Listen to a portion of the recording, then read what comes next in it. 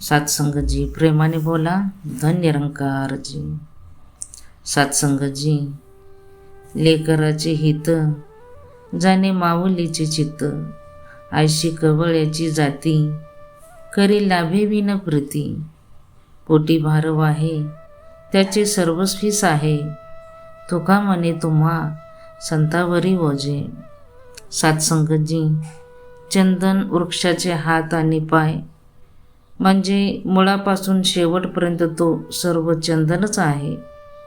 त्याचप्रमाणे परिसाची कोणतीही बाजू परिसच असते, त्यातील एखादी बाजू परिस नाही असे नसते। दिवा प्रकाशरूप आहे, त्याच्या मागे पुढे अंधकार नसतो। त्याचप्रमाणे साखर सर्वच बाजूने गोड असते।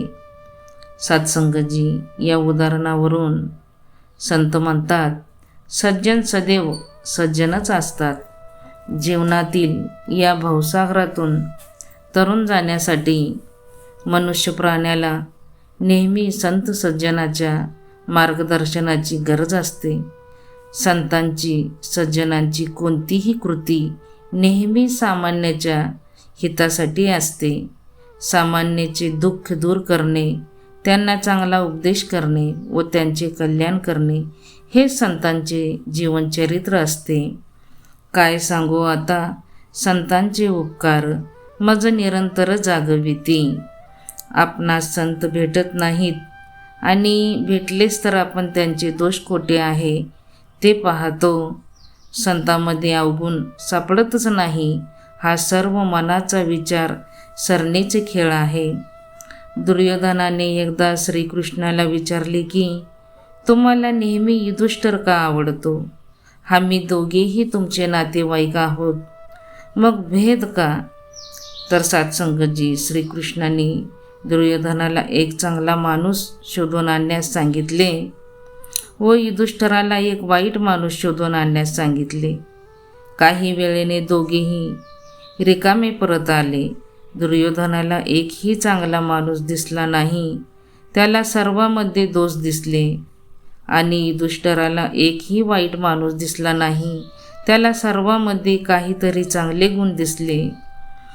भगवान श्रीकृष्णाने दुर्योधनाला या प्रसंगातून उत्तर दिले, आपल्यालाही आपली नजर बदलायला हवे, लोकांचे गुण शोधून त्यापासून बोध घेतला पाहिजे। संत नेहमी इतरांचे कल्याणच करतात, संत सर्वांची काळजी घेतात, त्यांना संकटातून वाचवण्याचा प्रयत्न करतात।